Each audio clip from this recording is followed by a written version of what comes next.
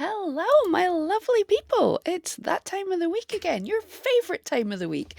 It's time for Etsy News, my weekly roundup of what's going on in Etsy. And we actually have quite a lot to talk about, so let's dive straight into it. First of all, I want to highlight my friend Starla Moore needs your help. You may have noticed all over social media, the actual real media, and we've been speaking about it in the Etsy news for a few weeks now. There's so many things that people are unhappy with about Etsy, but the Etsy Reserve seems to be the final straw, the nail in the coffin. Not the nail in the coffin. Etsy's not dead. But anyway, so Starla really wanted to do something, and I think she's come up with a good idea.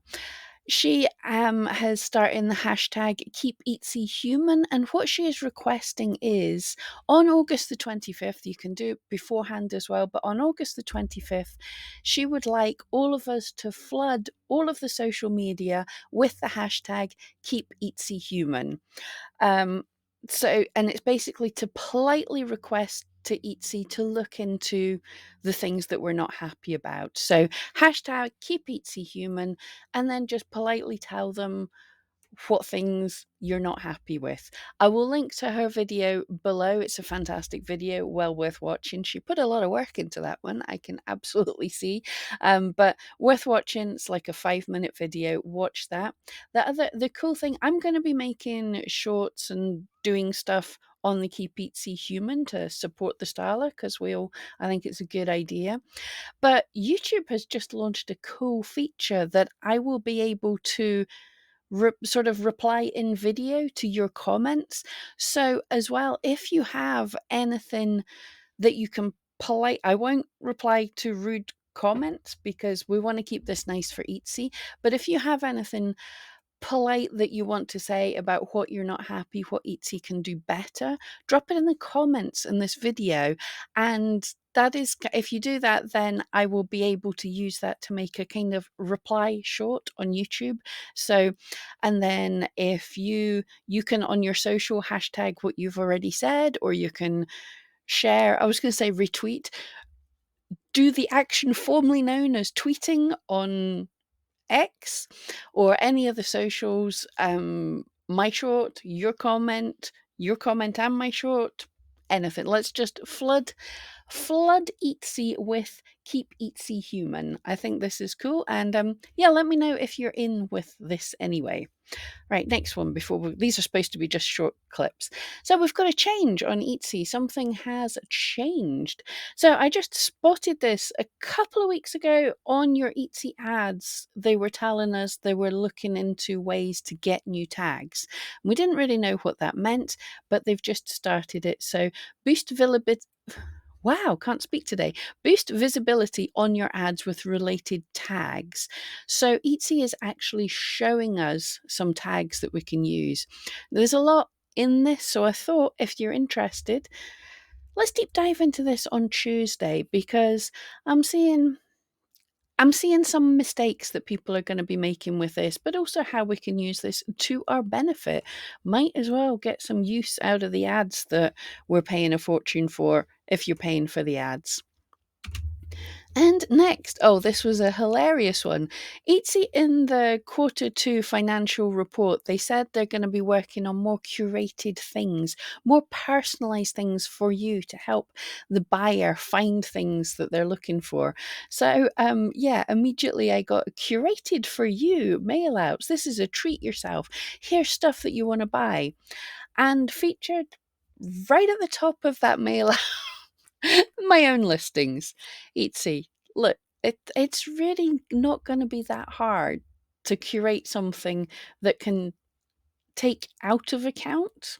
Is that a term? It is now. Can take out of account the fact that I've looked at my own items. So that's a bit of a waste of an email, isn't it? Right, here's a slightly more serious one. Now, I'm not an expert on stocks and predictions and everything else. I've been reading up. I'm just going to say what I've heard, but also the sky is not falling. I hope that I hope that makes sense. But Etsy stock is falling. We kind of expected this. You can see Bloomingberg. Etsy unravels. The stock's the second worst performer in the S&P 500 for the year. Okay, and it's behind Netflix. We know what Netflix did. Netflix is not dying by any means, and it's at the lowest. The stock price, the share price did take a dip. It is at the lowest it's been in a little while. You can probably see from this little graph that I've got up here, it's not at the lowest ever. And when you zoom out to maximum, to see a couple of years worth, you can see that it's gone up, it's gone down, it's gone up, it's normal. This is a little dip. It's people are looking at it in like a week or a month and it looks way worse. Now, it's not good. But the reason for that partially is because everything did so good on Etsy. Etsy did so good at the start of the pandemic, so stock prices followed accordingly. I will say, and all the bad press hasn't helped either, of course. So people are slightly losing confidence, although the majority of stock predictee experts, they have a technical name, I don't know what it is, but I searched through a lot of some of the stock predictor people, and many of them are still saying that Etsy stock is undervalued, which means that sounds bad, but it's not. It means they're saying that the price Etsy stock is going for is still less than they think it's actually worth. So that's a positive thing. However, there was, I think, two reports out. I haven't highlighted them because we don't necessarily want to jump on the sky is falling type things. But some places calculate based on the earnings to assets ratio, the likelihood of a company going bankrupt in the next 2 years, and Etsy's moved up its likelihood of going bankrupt. But I think these ratios are a little bit, look, Etsy's assets, it's dumping a whole company. It's we knew the online sales are quiet at this time of the year anyway. We knew they were dipping, so I don't think Etsy's anywhere near going bankrupt, but media likes to report on that. But yeah, the quarterly report wasn't great. They were saying, okay, we've done a bit better than we predicted, but we're predicting next quarter's not going to be that great. I think as sellers, we kind of know that, but it's partly because everything was doing so great at the start of the pandemic. So if we didn't notice that things were going to get tough coming out of the pandemic, then we've not been paying attention. So it's not positive, but I don't think the sky's falling, but I think I have to report on these things, if that makes sense. There is a policy change going into effect from the 8th of September for anyone who sells children's clothing. It's now I've spoke about this to a few people. Some people are mad, some people are like, well, duh. But basically, no minors in undergarments. So if you're selling knickers, stick them on a mannequin.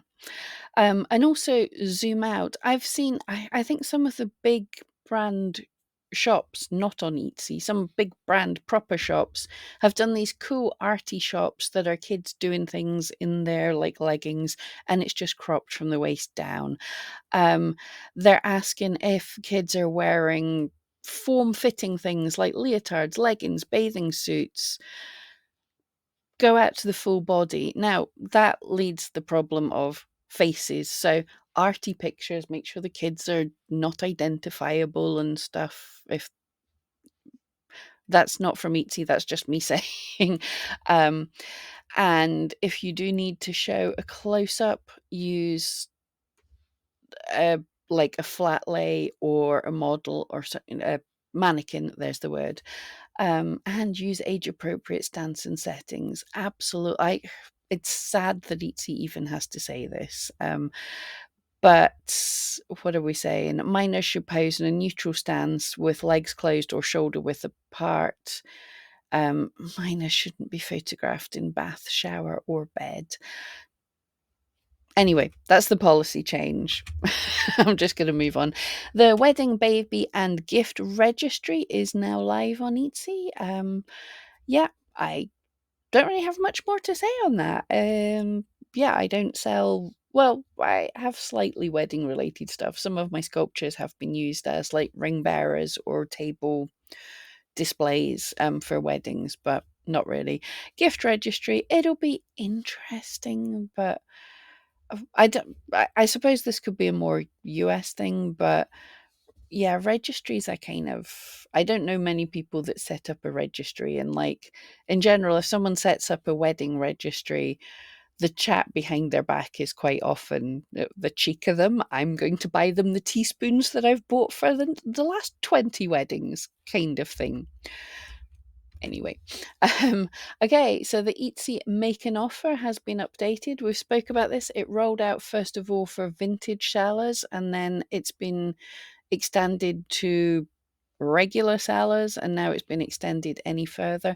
It's still only rolled out to shops set up in US dollars, but you've got some more things you can do with it. They're saying based on feedback. So you can select individual listings that you would like to receive offers, instead of having to choose from the listings that Etsy suggested. So someone did ask in the eRank Q&A on Thursday, this was a kind of good one, that you could have a section set up for the items that you're allowing people to make an offer on. So that's a kind of cool thing to say, right? These are it's like having a sales section. These are the things I want to get rid of, kind of. But, here's the things, last chance, make me an offer. When it's gone, it's gone. You can turn it on and off when you see fit. It's in the best time. So, again, I could see this as a fun thing if you're saying, hey, on Friday, come to my shop on Friday. It could be a bit of excitement. Um, you can encourage shoppers to buy in bulk. Buyers can set a quantity when they make an offer, so you can personalize bulk discounts while moving inventory faster. Cool. I'd like to see how that works, but it sounds good. Yeah. So, yeah, I want to buy 100 of these. This is what I'm going to offer. That's cool. And now, all sellers who have their shop currency in US dollars have access to this. So now this is going to have to be some of my hashtag Etsy fix this thing. I really hate the fact that almost 50% of sales in Etsy are now not US dollars, or not to the local, the US market. I hate that Etsy rolls things out with just the US market. They just think of the rest, just do it for the rest of the world. Sort it out. Anyway. Well, here's a UK update actually. There we go. I was just doing a rant, but so now you don't need a label printer if you're buying Etsy shipping labels, which is kind of cool. When you buy Royal Mail domestic postage labels, the post office can print it out for you. I need to look into that. That's obviously going to be costing the post office a bit more money. The other issues I can see with that might be difficult if you're a high volume seller. Like if you're not printing us. Look, if you're a high volume seller, get a label printer. But I was just thinking, you take a bunch of parcels down, you're going to have to make sure that you've noted what each parcel is anyway. So, yeah, so you probably need to print out and stick on the parcel what it is, or write on it, I guess. But that it's a good thing. I know these kind of things are handy. I loved it when I was sending things back to other places. I don't even have to go to the post office. There's a place in my local supermarket that I scan the QR code off my phone. It prints out a label. I post it in the mailbox. It's great. Yeah, so that's it for the week. Let me know what you think, your thoughts on anything. If you're joining in with Starla's hashtag, which I totally think you should, and don't forget, leave in the comments anything you want me to reply to in a video, in a short video for the Keep Etsy Human. Anyway, have a great week and thank you so much.